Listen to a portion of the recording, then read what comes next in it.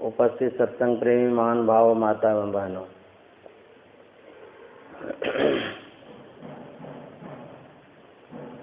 संत मत और राधा स्वामी साहब का मत दोनों एक ही मत है।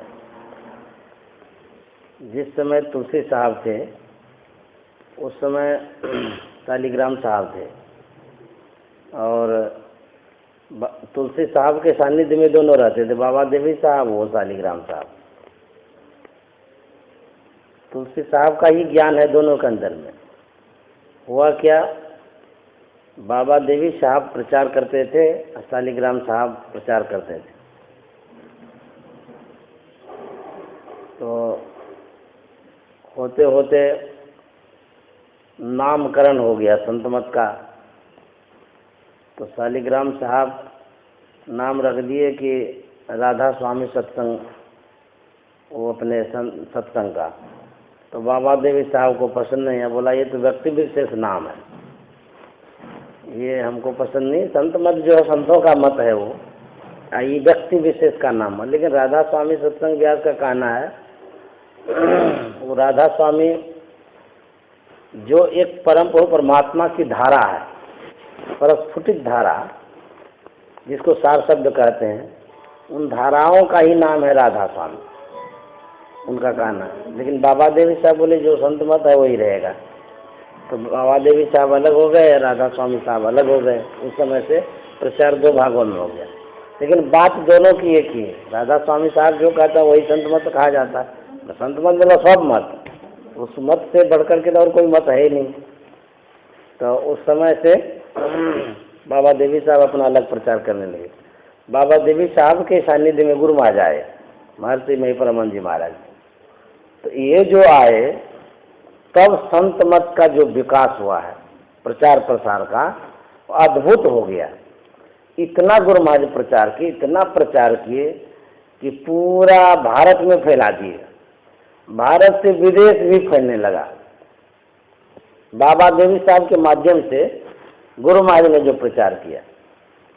उसके बाद जब हुजूर आए तो हुजूर ने बहुत प्रयास किया संत मत को आगे बढ़ाने का। उस समय बुद्धिजीवियों के बीच में गुरु महाराज का प्रोग्राम मतलब होता था, लेकिन कम होता था। बड़े बड़े आदमी के बीच में बहुत कम होता था। तो हुजूर जब आए तो हुजूर बड़े बड़े विद्वानों के साथ में बड़े बड़े लोगों के संपर्क में आए, सब संप्रदाय के लोगों के बीच में गए। हुजूर जो प्रचार किए तो गुरु महाराज के प्रचार में भी और विशेष प्रचार कर दिए। इस तरह से बढ़ते बढ़ते बढ़ते बहुत बढ़ गया। तो बाबा देवी साहब प्रचार किए, वो भी बिहार आते थे। उससे विशेष गुरु महाराज प्रचार किए, उससे भी विशेष हुजूर प्रचार कर दिए। उन्हीं प्रचारों को विशेष करते चले गए।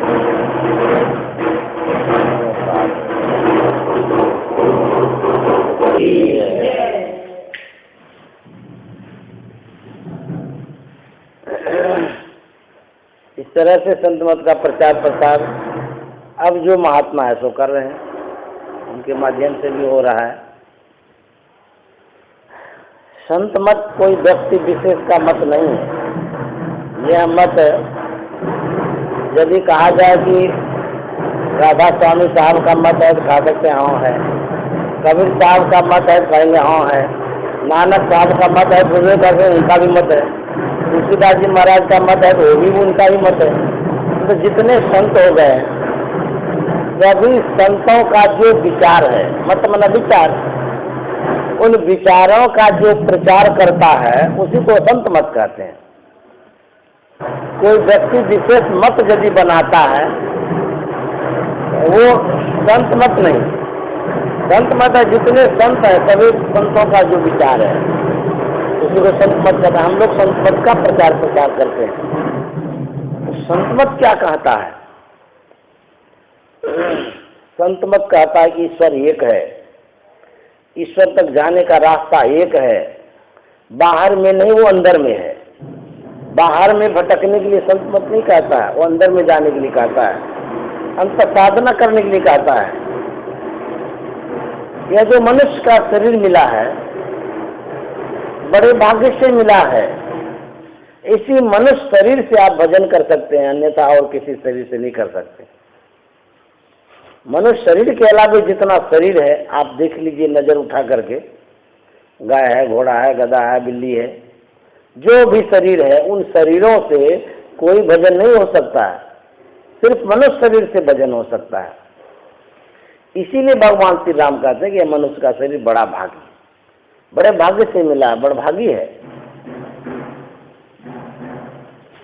यदि भजन नहीं किए तो कहते हैं 184 भरम के पाँव पे अटके आए, अब की पास आना पड़े तो फिर 84 जाए। 84 लाख योनि में जाना पड़ेगा। 84 लाख योनियां क्या है? मनुष्य शरीर के अतिरिक्त जितने जीव हैं सब 84 लाख योनि है। कहीं किसी आकाश में 84 लाख नहीं है, आप पृथ्वी पर ही देख लीजिए, अब कहीं जाना भी नहीं है। मनुष्य शरीर के अतिरिक्त जो भी जीव है वही जीव 84 लाख योनियां है। कहते हैं यदि भजन नहीं करेंगे, कछुआ बन जाएंगे तो क्या होगा? कछुआ समुद्र में होता है, एक एक कछुआ 300 बरस तक पानी में तैरते रहता है। और कछुआ बन गए तो तैरते रहिए, खूब हेलते रहिए पानी में। गाछ बन गए तो हजारों बरस तक जमीन में पड़े रहिए। मान लिया जाए एक शरीर हमको मिलता है घोड़ा का, उदाहरण देते हैं। घोड़ा का शरीर जो मिला उसकी एक आयु होती है जीने की, कम से कम जो भी जीने की आयु होती है उतने दिनों तक आपको जो भी सुख और दुख है वो तो भोगना ही पड़ेगा। उसके बाद क्या होगा? वह शरीर छूटेगा, फिर दूसरे किसी शरीर में चले जाएंगे। फिर जो शरीर मिलेगा बैल का मिल गया तो बैल का जितना दिन तक जीवन है उतने दिन तक खूब हल जोतते रहिए। अच्छा, बनेला बैल बन गए तो जंगल का, तो कहते हैं घूमते रहिए, खाते रहिए और खूब ऐसे आजाद से रहिए। लेकिन आखिर तो बैल ही है, घास भूसा खाना पड़ेगा, सुख दुख भोगना पड़ेगा। उस शरीर में उतना दिन तक रहिए, उसको दुख भोगिए। फिर कहता फिर शरीर मिलते जाएगा, शरीर छूटते जाएगा, भोग भोगते रहेंगे, बदलते जाएगा, कितना चक्कर लगेगा। भगवान से पूछे कि जब हम आपके शरण में थे, जब आप में हम मिले हुए थे, जब हमारी रचना नहीं हुई थी, जब हम संसार में नहीं आए थे, तब तो हम सुख से थे, आजाद से, आनंद से थे। हमको क्यों भेज दिया आप संसार में? जब हम नहीं थे संसार में तब तो उन्हीं के पास थे, जिस रूप में थे, जैसे भी थे। उनसे पूछा जाए आप भेजे क्यों? भेजने वाले आप ही हैं। तो जो दुख सुख हो रहा है सब आप ही न भोगेंगे। कहेंगे ना हम क्यों भोगेंगे, तो क्यों भोगने के लिए हमको भेज दिए? कर्म मंडल में क्यों भेजे आप? ऐसा आपको नहीं करना चाहिए था ना। गुरु माँ से एक आदमी ने पूछा कि क्या परमात्मा को ये हो गया कि संसार बना दिए, क्या जरूरी था बनाने का? भले थे तो नहीं बना था, तो जैसे थे वैसे थे ही, उसको नहीं बनाना चाहिए था ना। यहाँ सुख है, दुख है, लड़ाई है, झगड़ा है, खाना पीना, कमाना, ये सब लगा दिए वो। जिस समय हम परमात्मा में मिले हुए थे उस समय तो कोई जरूरत नहीं था हमको। हम तो नहीं अपने मन से यहाँ आए हैं, वही भेजे हैं ना। तो गुरु महाराज कहते हैं कि देखो ऐसा करो, तुम कहते तो ठीक ही हो, परमात्मा ने ये किया है, गलती किया होगा, चलो हम भी उसके पास चलते हैं, तू भी चलो, दोनों आदमी मिल करके पूछ लेंगे ऐसा क्यों किया है। जब परमात्मा के पास जाएंगे तब क्या होगा? नमक यदि समुद्र को थाने के लिए चले तो क्या होगा? नमक जैसे ही पानी में जाएगा घुल मिल के एक हो जाएगा, अस्तित्व ही नहीं रहेगा उसका। उसी तरह समझाएंगे परमात्मा से पूछने के लिए, अरे उसके पास जाते जाते जाते जाते हमारा अस्तित्व ही नहीं रहेगा, हम तो उसी में मिल जाएंगे, पूछेंगे क्या? तो गुरु महाराज ने कहा उनकी मौज है, सुपर बॉस है वो। जैसे राष्ट्रपति होता है उसी तरह से परमात्मा सुपर बॉस है। उसके ऊपर कोई कानून ही नहीं है। उनकी इच्छा होती है, मौज होती है, क्या लीला उनकी है, क्या मौज कर देते हैं। लोगों को कितना दुख हो रहा है, पानी नहीं मिलता है, बिजली नहीं मिलती है, सड़क नहीं है, कितना मारपीट वहाँ असेंबली में हो रहा है। लोकसभा में जाकर के देखिए, एक बार तो मिर्चाइये बुकनी फेंक दिया था सबका जान जा रहा था। ऐसा सब हुड़दंगबाजी करता है ये सब नेता जाकर के वहाँ बैठक हो रही थी स्प्रे कर दिया बुकनी का सब जान बचा करके भागा भीतर से। ऐसा उदंड सब आदमी जाता है वहाँ पर, कहते ये सब परमात्मा ने किया है। क्यों किया वो? उसको ऐसा नहीं करना चाहिए। मानव ही नहीं बनाते, कुछ बनाते ही नहीं, कुछ नहीं होता है। ये बना दिया गया, जन्म लो मरो ये सब भोगते हो।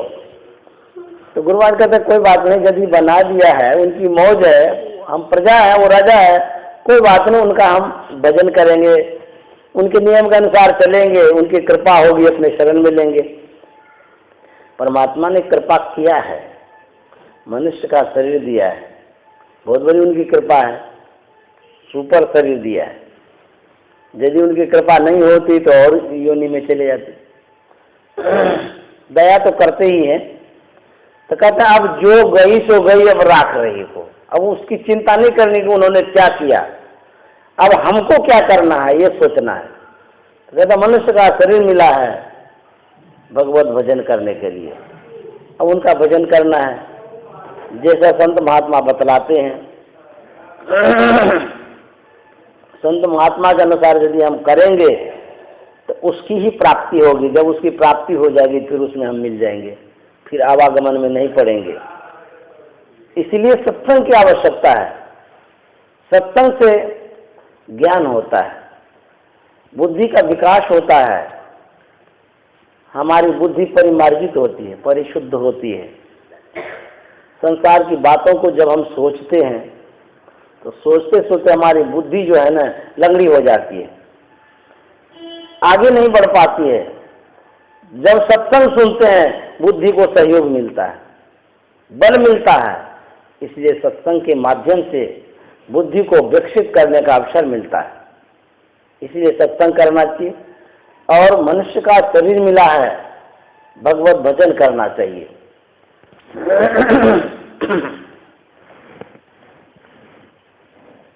एक महात्मा थे, वो कहीं जा रहे थे, जिस राज्य होकर के वो गुजर रहे थे उस राज्य का जो राजा था उनका अलग ही संविधान था, कानून था। उनके राज्य का कानून ये था कि जो कोई इस राज्य का मंत्री बनेगा और उस मंत्री को यह अधिकार दिया जाएगा कि 5 साल तक वो राज्य शासन को संभालेंगे। 50 उसको शासन काल समाप्त होने के बाद उस जंगल में दिया जाएगा। जिस जंगल में हिंसक प्राणी रहते हैं उसको खा पी के समाप्त कर देंगे। ये गजब का कानून था उसका। तो महात्मा जिस राज्य होकर के गुजर रहे थे उस राज्य के जो मंत्री थे उनका समय समाप्त हो चुका था, और जो राजा था मंत्री चुनाव का तरीका भी गजब था। कैसे चुनते थे वो? मंत्री चुनाव का उनका नियम था कि प्रातः काल निकलेंगे, ब्रह्म मुहूर्त में जिनसे पहली मुलाकात होगी उसी को मंत्री पद पर स्थापित किया जाएगा। चाहे वो पढ़ा हो, अनपढ़ हो, मूर्ख हो, गंवार हो, कोई भी हो। गजब का ये नियम था। जो मिल जाए सबसे पहले जिनसे भेंट हो जाए उन्हीं को मंत्री पद दिया जाएगा। अच्छा, सवेरे उठता कौन है? सवेरे उठना तो ये तो आजकल के लोगों की वो हो गई, एक होता है ना कि बिरला कोई अपवाद स्वरूप कोई हो गए, जल्दी उठते नहीं है सवेरे सवेरे। सवेरे उठने से क्या क्या लाभ मिलता है? इस कहानी में ये भी बात है। सवेरे उठने से बहुत लाभ मिलता है। आप लाभ लेना चाहते हैं तो उठिए सवेरे। क्या क्या मिलता है? जैसे सबसे पहले सूर्य भगवान आते हैं। कहाँ कहाँ आते हैं? सबके दरबार पर जाते हैं। जितना घर है सबके घर पर पहुंचता। अकेले है लेकिन सबके यहाँ पहुंच जाता है। सवेरे उठ करके देखिए पहुंचता है कि नहीं पहुंचता है। सबके घर पर, चाहे वो गरीब हो, अमीर हो, पढ़ा हो, अनपढ़ हो, कोई भी हो, कोई क्यों ना हो, सबके घर पर ये जाता है। तो क्या करने जाता है? कहता सबको कुछ देने के लिए जाता है। बोले कि आज तक तो हम लोगों को कुछ मिला भी नहीं। नहीं मिला है तो सुन लीजिए, मिलेगा उठेंगे तो। जो सवेरे उठता है सूर्य लेकर के आता है। क्या लेके आता है? सूर्य सौर्य लेके आता है, शक्ति लेके आता है, पावर लेके आता है, प्रकाश लेके आता है, ज्ञान लेके आता है, स्वास्थ्य लेके आता है, बहुत कुछ लेके आता है। क्या चाहिए आपको? बुद्धि चाहिए। सवेरे उठ करके देखिए स्फूर्ति आ जाएगी, स्मरण शक्ति बढ़ेगी। बल चाहिए। सूर्य की किरण पड़ते ही शरीर में जो हड्डी है उसको जो विटामिन चाहिए वो सूर्य के माध्यम से मिलता है हड्डी को। क्या नहीं देता है? सूर्य बहुत कुछ देता है। अच्छा, वो देने के लिए खड़ा है दरवाजे पर, आप पैर पसार करके सोए हुए चादर तान के, तो क्या करेगा? कितना इंतजार करेगा? वो सोचता है उठे कि नहीं उठे, हम जाता दूसरे के यहाँ, चला जाता छोड़ के, दूसरे के यहाँ चला जाता है। जो जगह रहता है उसके यहाँ देख के चला जाता है। जैसे पेपर वाला आता है, आप सोए रहिए उठे रहिए, पेपर फेंक के चला गया।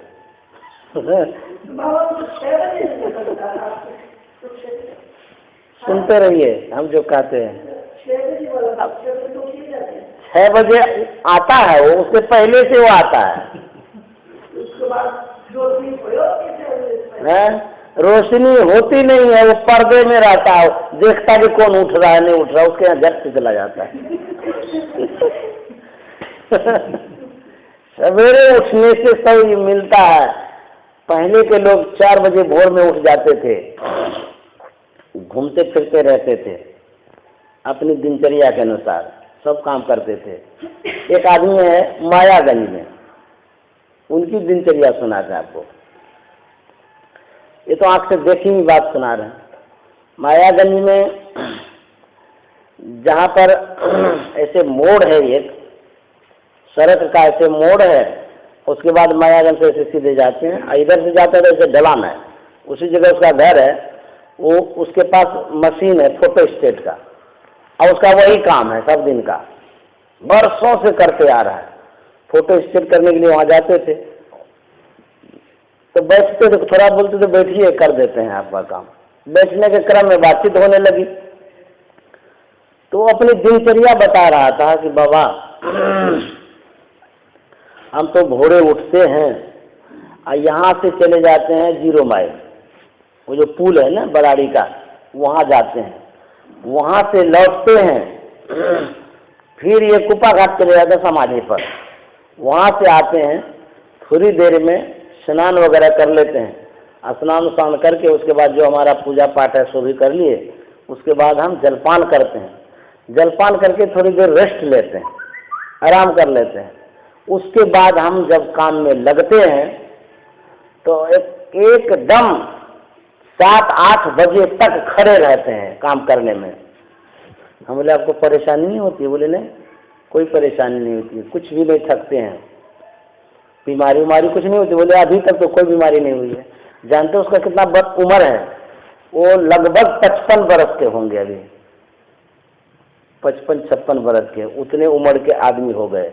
अब बोले कि यही हमारा एक्सरसाइज है, यही योगा, यही सब कुछ, और कुछ हम नहीं करते हैं, कुछ भी नहीं करते। यहाँ से वहाँ जाते हैं भोर में सवेरे उठ करके, और वहाँ से ऐसे ऐसे घूम करके आते हैं, स्नान करते हैं, खाते हैं, उसके बाद काम में लगते हैं, फिर रात में अपना समय से सो जाते हैं। अपना 8-9 बजे अपना खाना पीना खाए, उसके बाद सो गए और फिर भोरे उठ जाते हैं। यही हमारा दिनचर्या है। अब बुझिए सवेरे उठने से ऐसे तंदुरुस्त आदमी, हट्टा कट्टा आदमी है, और कोई बीमारी नहीं, कुछ नहीं होता है उसको, कमजोरी भी महसूस नहीं करते हैं वो। तो सवेरे उठने से क्या होता है? सवेरे का जो मौसम होता है, वातावरण बहुत शुद्ध होता है, हवा बहुत शुद्ध निकलती है उस समय। दिन में क्या होता है, दिन भर लोग चलते हैं, गाड़ी चलती है, जो हवा है उसमें ये सब धूल कर मिला हुआ रहता है। ये सब होने के कारण वो सांस लेते हैं तो हानि हो जाती है। सवेरे सवेरे वायु शुद्ध रहती है, तो शुद्ध वायु जब लेते हैं, कहते हवा भी एक दवा है, 100 रोगों का एक दवा है हवा। तो सवेरे का जब हवा लगाएंगे तो आप में देखिए शरीर कैसा होता है। इसीलिए कहते हैं सवेरे उठना चाहिए। भगवान सूर्य देने के लिए आते हैं, यदि लेना हो तो आज की रात की ही तो बात सवेरे है, कर लीजिए प्रैक्टिकल। एक दिन की बात नहीं है, रोज करना पड़ेगा। जिसको चाहिए वो करेंगे, जिसको नहीं चाहिए नहीं करेंगे। उसके बाद वो महात्मा तो आ रहे थे कहीं जाने के लिए, और राजा साहब सवेरे सवेरे उठे मंत्री को खोजने के लिए। तो दोनों की मुलाकात हो गई एक जगह। सवेरे कौन उठता है? महात्मा लोग उठते हैं, कहीं भी जाते हैं। हमारे गुरुदेव भी ऐसे ही करते थे, संत सेवी जी महाराज। जब प्रोग्राम होता था कलकत्ता का और कहीं का, तो सवेरे सवेरे वो निकलते, 5 साढ़े 5 में वो निकल जाते थे सवेरे। अब ना निकल गए, उसके बाद स्तुति गिनती गाइए में कर लिए, खा लिए गाड़ी में ही, चलते राम। तो महात्मा सवेरे सवेरे निकले थे, राजा से भेंट हो गई। राजा साहब का तो बड़ा सौभाग्य है, इस राज्य का जो मंत्री पद के लिए महात्मा मिल रहे हैं। महात्मा से कहते हैं कि चलिए आप मेरे राज्य में और मंत्री पद को स्वीकार करिए। तो बोले अरे हम मंत्री पद लेकर के क्या करेंगे, हमको इसकी कोई आवश्यकता नहीं है। बोले कि नहीं आपको आवश्यकता नहीं है, लेकिन मेरे राज्य को आवश्यकता है, हमारे राज्य का ये कानून है, इस तरह का ही हम चुनाव करते हैं, आपको स्वीकार करना पड़ेगा, अन्यथा आप देख लीजिएगा आपकी क्या दशा हो जाएगी, जीवन से हाथ धोना पड़ेगा। महात्मा जी बड़ा फेड़ा में पड़ गए, बोले हे भगवान ये क्या हो गया आज भोरे भोर। तो बोले क्या क्या करना होगा? बोले कि मंत्री पद आपको दिया जाएगा 5 वर्ष के लिए। हम करेंगे क्या? बोले कि आपको कुछ करना नहीं है, राज्य संचालित करना है और स्वतंत्र रूप से आप जो चाहेंगे वैसा होते रहेगा, कोई हस्तक्षेप नहीं करेगा। बोले उसके बाद? बोले उसके बाद ही तो होगा, 5 साल के बाद ही तो होता है। क्या होता? बोले 5 साल के बाद आपको उस जंगल में भेज दिया जाएगा जिस जंगल में जाने के बाद हिंसक प्राणी आपको खा पी करके समाप्त कर दिया। बोले हे राम ये क्या हुआ? नहीं जाते हैं तो अब ये मार देगा ये राजा, जाते हैं कम से कम 5 साल तक तो रहेंगे। बोले अच्छा ठीक है ले चलिए। ले गया, उसको मंत्री पद पर स्थापित कर दिया। महात्मा का दिमाग बड़ा तेज होता है, बहुत कुशाग्र बुद्धि का होता है ना, वो दिमाग लगाने लगा कि करें क्या, 5 साल तक तो यहाँ रहेंगे और उसके बाद तो फिर जंगल में भेज देगा। और सत्ता तो ऐसी मिली है, स्वतंत्र मिली है, इस स्वतंत्र सत्ता का सदुपयोग कर लेना चाहिए। तो महात्मा जी सोचने लिए क्या करें। महात्मा जी को बुद्धि सूझ गया कि ऐसा करते हैं, हस्तक्षेप कुछ तो करेगा नहीं, कोई नहीं करेगा। 5 साल तक मिला है समय, तो जिस जंगल में हमको भेजेगा हम ऐसा करते हैं, वो जंगल को उजाड़ना शुरू कर देते हैं। न रहेगी बांस न बाजेगी बांसुरी। अरे जिस जंगल में हमको भेजेगा जो खा जाएगा हिंसक प्राणी, जंगल नहीं रहेगा तो जानवर कहाँ से रहेगा। सब प्रजा लोगों को आदेश कर दिया कि सब के सब उस जंगल को उजाड़ने में लग जाओ, जितना इस राज्य में लोग हैं सब लगो उसमें। आदेश का पालन करना पड़ेगा, उसमें राजा कुछ नहीं बोल सकता है, स्वतंत्र सत्ता है। आदेश दे दिया, सब प्रजा लोगों को काटना शुरू कर दिया। काटते काटते काटते 1-1.5 साल में सब जंगल खत्म कर दिया काट के। उसके बाद महात्मा जी कहते हैं कि अच्छे से अच्छे जो घर मकान बनाने वाले कारीगर हैं उसको लगा दो, जितना रुपया लगे राज्य इधर का देश के लगा देंगे, वहाँ शहर बसा दो। बस वहाँ आदमी लगा दिया, एक तरफ से बिल्डिंग बनना शुरू हो गया VIP वाला। बनते बनते बनते 5 साल पूरा होते होते एकदम साधन संपन्न बिल्डिंग बना दिया, सब चीज से पूरी। कोई चीज की कमी नहीं रही, यहाँ से भी अच्छा बना दिया, पूरा 5 साल में कंप्लीट हो गया। राजा साहब बोले कि अब जाइए। बोले हाँ हम तो जा ही रहे हैं, जिस जंगल में आप भेजेंगे वहां जाकर के तो देखिए कि जंगल है कि मंगल है। वहां जंगल ही नहीं है, वहां चला गया, यहाँ से भी अच्छा राज्य उसको मिल गया। इस कथा के कहने का क्या तात्पर्य है? कथा से कहने का मतलब ये है कि हम लोगों की जो आयु है बहुत कम है, इस राज्य में हम लोग आए हैं, इस धरातल पर हम लोग आए हैं, तो कहते हैं जितने दिन तक यहाँ हम रह रहे हैं उतना दिन तक तो रहना पड़ेगा, क्योंकि परमात्मा द्वारा भेजा गया है तो रहना पड़ेगा, अपने से जा नहीं सकते हैं। तो ऐसा करिए कि जितने दिन तक यहाँ रहेंगे उतने ही दिन तक में वहाँ का बना लीजिए, तो यहाँ भी खुशी में रहेंगे और वहाँ भी खुशी में रहेंगे। कहते हैं लोक भी बना लीजिए, परलोक भी बना लीजिए, इतने दिन में बनाना पड़ेगा, ऐसे तो फिर तो वही 84 में बेच देगा। तो यदि बुद्धिमानी है, होशियारी है, तो इसी में है कि आप मनुष्य शरीर में रहते रहते इतना व्यवस्था आप कर लीजिए, फिर आपको दुख भोगना ना पड़े। यही कथा का अभिप्राय है। यदि आपको स्वतंत्र सत्ता मिल गई है, गफलत में रह गए तो खूब खा रहे हैं, खूब घूम रहे हैं, खूब मजा ले रहे हैं, इस बात को नोट करके रखिए कि जो 5 साल की अवधि दी गई है उसके बाद यहाँ से जाना है। तो जाना कहाँ है? तो जहाँ जाएंगे वहाँ हिंसक प्राणी सब रहता है, तो इसीलिए उसकी व्यवस्था कर लेनी चाहिए। अर्थात 84 लाख योनि में जाएंगे, उसका प्रबंध कर लेना चाहिए अभी। अब नहीं तो फिर क्या होगा?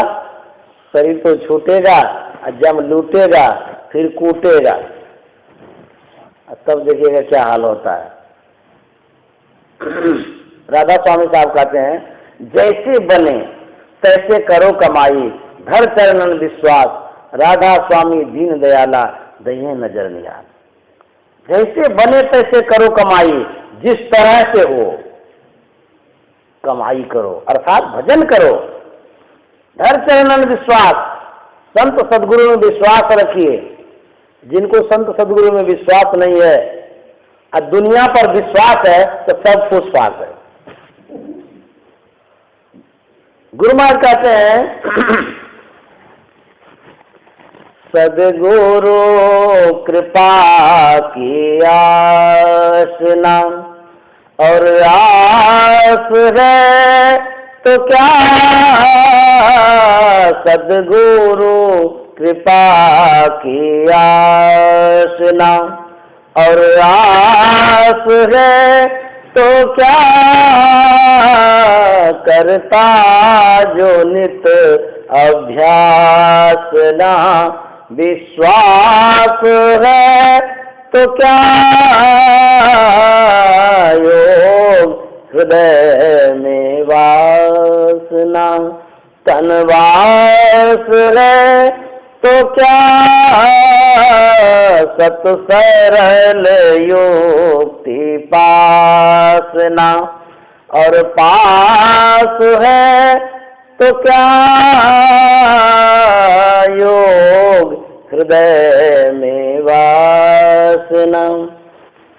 पैर दर्द कहता ऊपर में बैठो, वो तो खाली है, आराम से बैठो।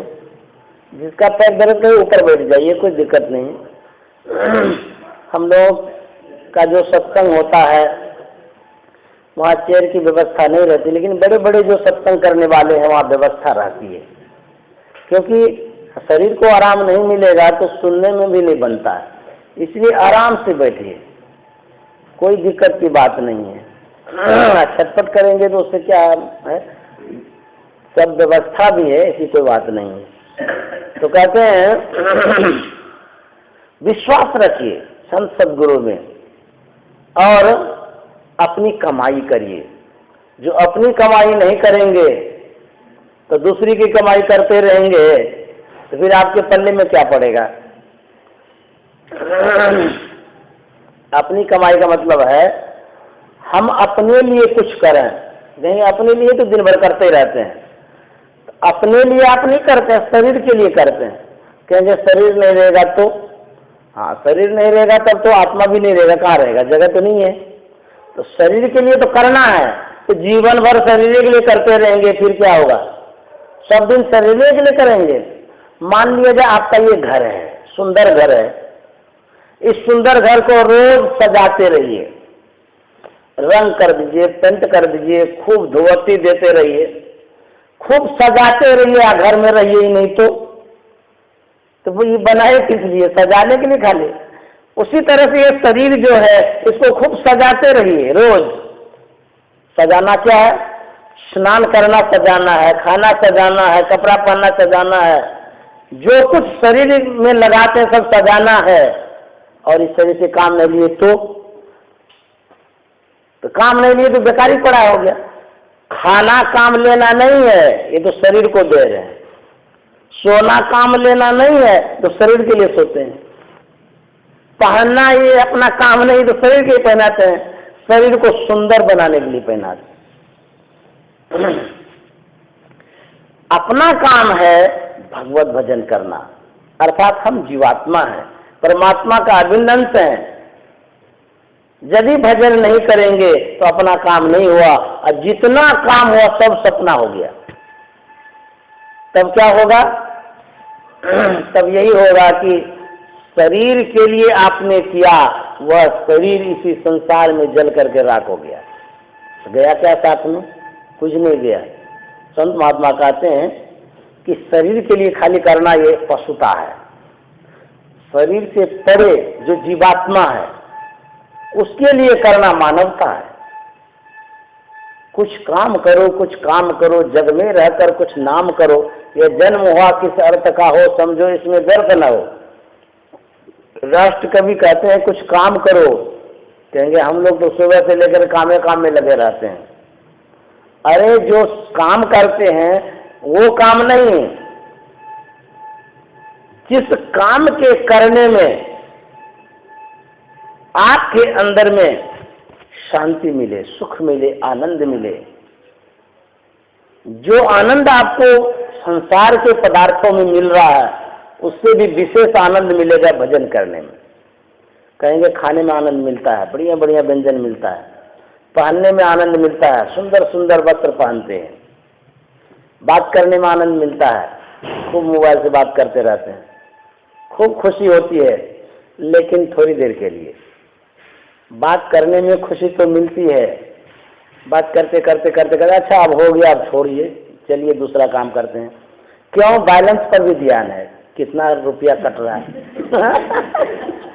एक आदमी क्या करता है, वो मिस कॉल करेगा। क्यों? पैसा खर्चा नहीं कर रहे, बड़ा कंजूस सब आदमी होता है। अब मिस कॉल तो कर दिया, अब मन में होता है कि बात करना क्या बात है, नहीं है।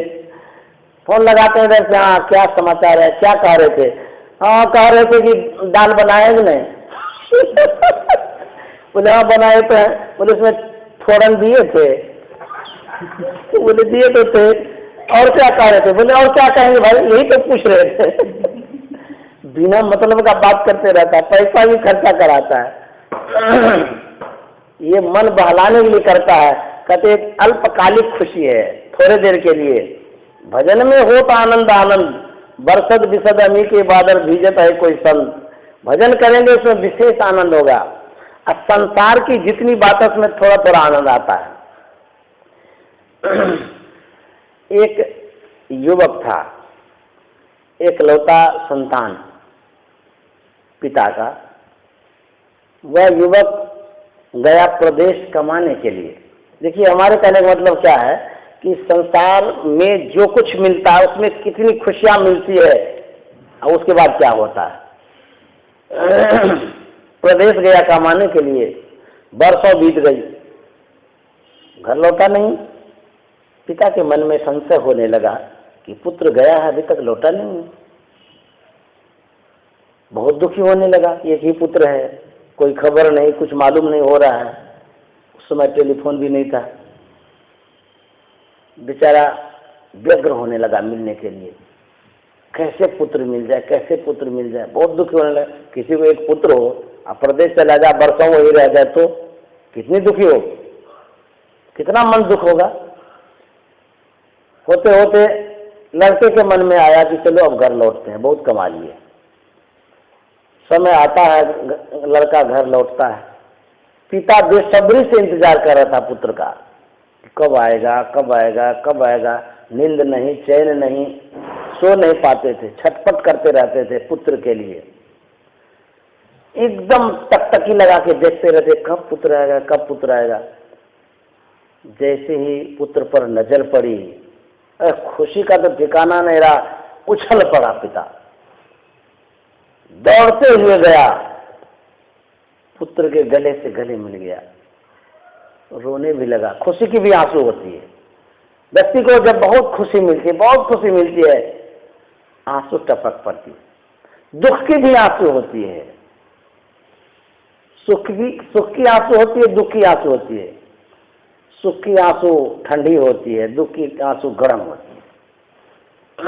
कहेंगे ऐसा कैसे पता चलता है? जब रोएंगे तो छू लीजिएगा।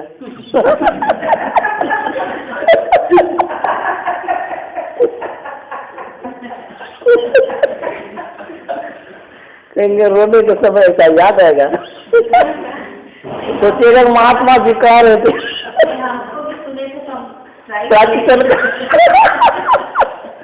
सचेरे कर्ण में क्या है, और नहीं हो तो पर्दा लगा लीजिएगा।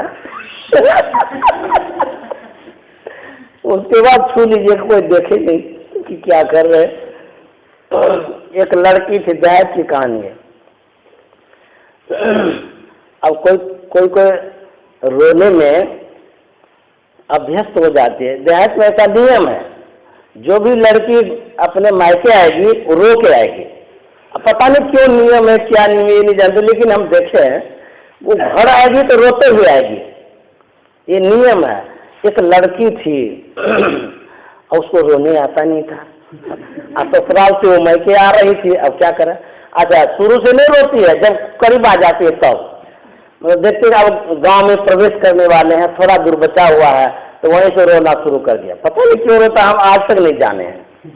अब रोना शुरू कर दिया वो, और उसको रोने नहीं आ रहा था, तो रोने का नकल कर रही थी। अच्छा, रोने में तो आंसू निकलना चाहिए ना, तो वो क्या आंसू तो निकल ही नहीं रहता, थूक लगा लिया आंख में।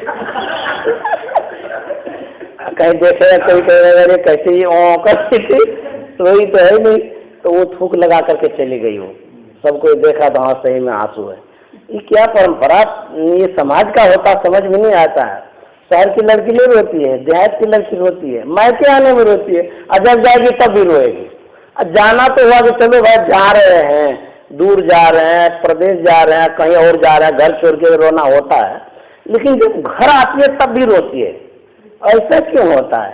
ससुराल में दुख हुआ ना बाबा, दुख के कारण आके मायके में रहे। हम भी रोए थे।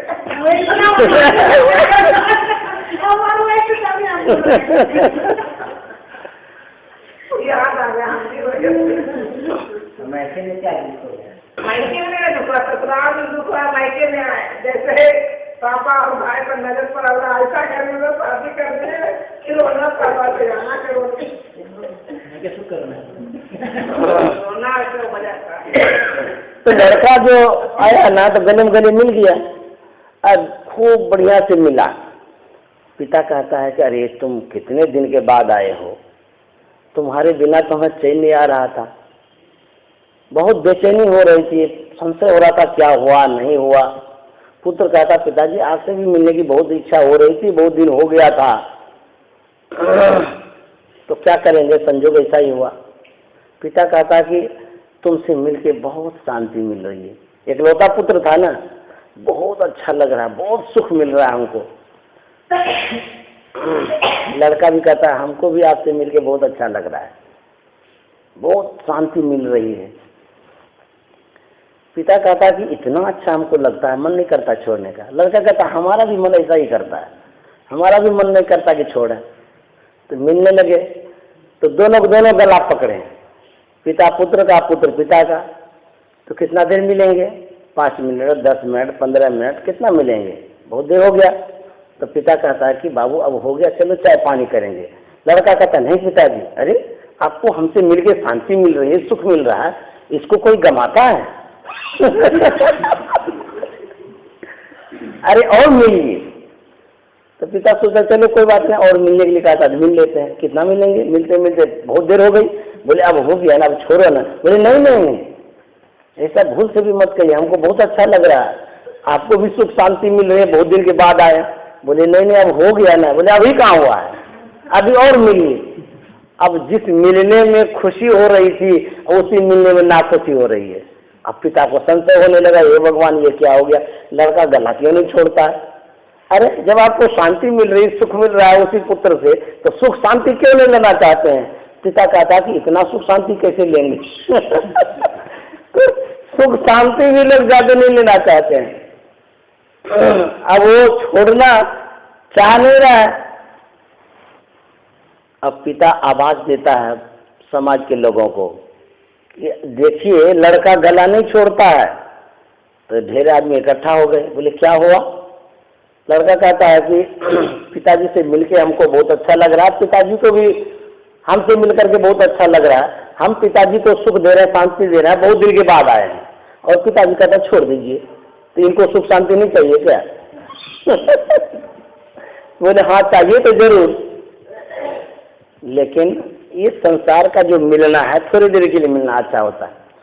बहुत आदमी आते हैं बहुत दिन के बाद, चाहे फ्रेंड हो कि कोई भी हो, जब आते हैं आपके घर पर तो कहते हैं अरे यार आप तो आते ही नहीं है, जाते तो चले ही जाते हैं, न फोन करते हैं न कुछ करते हैं, बहुत दिन के बाद आए हैं। वो फ्रेंड कहता है लेकिन हमको बहुत जल्दी जाना पड़ा है, हम तो जाने ही नहीं देंगे आपको, तो आप जाएंगे कैसे, इतना दिन के बाद आए हैं, आपको खाली काम काम सूझता है, अभी रुकिए नहीं जाने देंगे।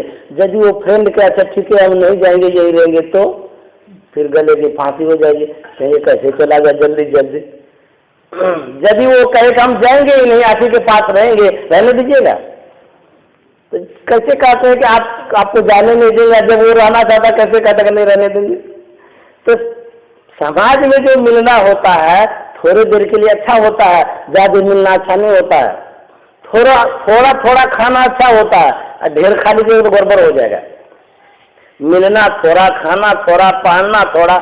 कहीं पहनने में बहुत अच्छा लगता है, यदि आपको साड़ी के शोरूम में बिठा दिया जाए और कहेंगे कि आप रात दिन 24 घंटा पहनते रहिए, तो एक से एक साड़ी, एक लाख रुपये का साड़ी हो तो कितना पहनेंगे भाई, पहनते ही रहेंगे। अब कोई देखने वाला नहीं हो तो भी मजा नहीं आएगा।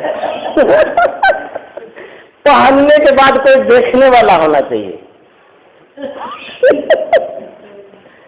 जब कपड़ा कोई खरीदता है ना तो पहन करके आता है, कहता कैसा लगता है भाई, दूसरे को क्यों कहते कैसा अच्छा लगता है, अभी नहीं लगता, तुमको कैसा अच्छा लगता है? बोले नहीं हमको जो भी लगे, दूसरे को अच्छा लगे तब अच्छा लगेगा। अरे पहनते आप अपने अच्छे लिए, कहते हैं दूसरे को अच्छा लगे। एक शादी में आए थे, बीना बाई हमको बुलाई थी कलकत्ता में। उनके कोई परिवार की कोई लड़की की शादी होने वाली थी, होटल में हम गए थे। शिवानी नाम की लड़की थी, तो उसी की शादी होने वाली थी, किसका न था कोई, तो उसकी नतनी आई थी बीना बाई की। तो वो सज धज भी, अन्नू की बेटी जो नटकी छुटकी है, सज धज भी खूब बढ़िया से, मतलब वहाँ सजने का भी था जगह। इतनी छोटी सी सज ली सबके सामने में। बीना बाई नानी थी, तो नानी से कहती है नानी हम कैसे लगते हैं? तो नानी कहते बहुत अच्छी लगती है। अब मुझे इतनी छोटी सी लड़की है, वो सज करके कहती है नानी कैसे लगते हैं? उसको भी शौक है कि कैसे लगते हैं, कोई अच्छा कहे। तो कहते कि थोड़ा थोड़ा अच्छा लगता है, ज्यादा अच्छा नहीं लगता है। तो जब भजन करेंगे तब कहते हैं भजन में इतना आनंद लगता है, इतना आनंद लगता है, दिन दिन बढ़त सवाई, प्रत्येक क्षण अच्छाई बढ़ती चली जाती है, आनंद बढ़ते चला जाता है, उसमें नाखुशी तो होती ही नहीं है। लेकिन संसार में नाखुशी, खाने में थोड़ी देर के लिए अच्छा है, उसके बाद फिर मन बढ़ जाता है। घूमने में थोड़ी देर के लिए अच्छा लगा, उसके बाद मन बढ़ गया। सोने में थोड़ा सा अच्छा लगा, उसके बाद मन बढ़ गया। कितना सोएंगे? अच्छा आपको 5 महीना तक सोने के लिए दे दिया जाए तो इतना कैसे सोएंगे? तो सोने में भी उतना अच्छा नहीं लगता है, पाट करके सोते हैं तो अच्छा लगता है। इसलिए संसार का जो सुख है थोड़ा अच्छा है, विशेष यदि आपको दे भी दिया जाए तो उसमें भी नाखुशी हो जाएगी। कहेंगे हमारे पास साधन ही नहीं, हमको क्या खुशी होगी?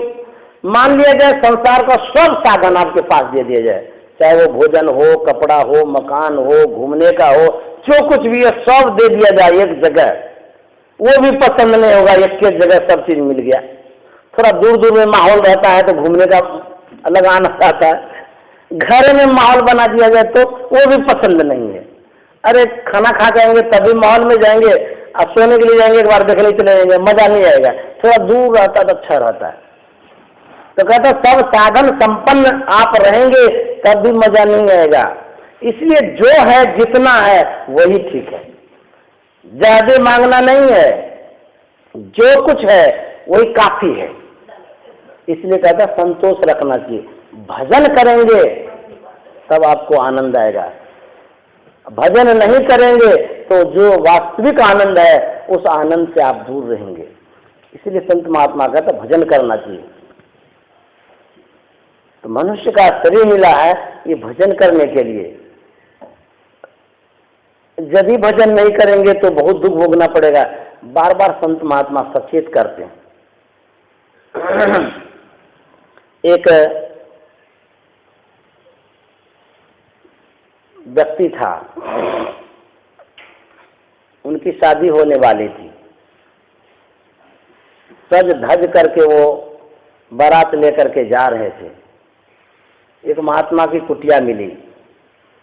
मन में हुआ कि चलो महात्मा की कुटिया है, दर्शन करेंगे, आशीर्वाद लेंगे, उसके बाद आगे बढ़ेंगे तो शुभ शुभ सब काम हो जाएगा। महात्मा जी के पास वो पहुंचता है, मोर सजा हुआ था, शादी के लिए जा रहा था। जाके प्रणाम करता है, आशीर्वाद चाहता है। तो आशीर्वाद स्वरूप महात्मा क्या कहते हैं, रज्जब ते गज्जब किया। उसका नाम था रज्जब, जो शादी जिसकी शादी होने वाली थी उसका नाम था रज्जब। दादूदयाल जी महाराज की कहानी कहते हैं, रज्जब ते गज्जब किया, सिर पर बांधा मोर, आए थे हरि भजन को, चले नरक की ओर। इतना तो कहना था, इतना वैराग्य हुआ उनको, इतना वैराग्य हुआ। बारात में उनका भाई था, मोर उतारा, भाई के सिर पर चढ़ा दिया, बोला जाओ तुम उस लड़की से शादी कर लेना, अब हमारी शादी बस पूरी हो गई, अब शादी नहीं करेंगे। वहीं रह गए गुरु के शरण में, भगवत भजन किए और संत बन गए रज्जब दास जी महाराज। ये वैराग्य होता है, संस्कार होता है। एक बार रामकृष्ण परमहंस ने कहा, सूखी दिया सलाई को एक बार घिसिए, भक्त से जल जाएगा। और गीली दिया सलाई को घिसिए तो 1000 काठी घिसते रह जाइएगा, सब समाप्त हो जाएगा, एक को बार नहीं जलेगा। ये संस्कार होता है, जिसका उत्तम संस्कार है। एक बार संत वाणी का बाण लगा तो वैराग्य हो जाता है। गुरु महाराज कैसे संस्कारी पुरुष थे। रामचरित मानस पढ़ रहे थे बाल अवस्था में, उसमें एक पंक्ति आई, दे धरे कर यही सुहाई, भजी राम सब काम भी आई।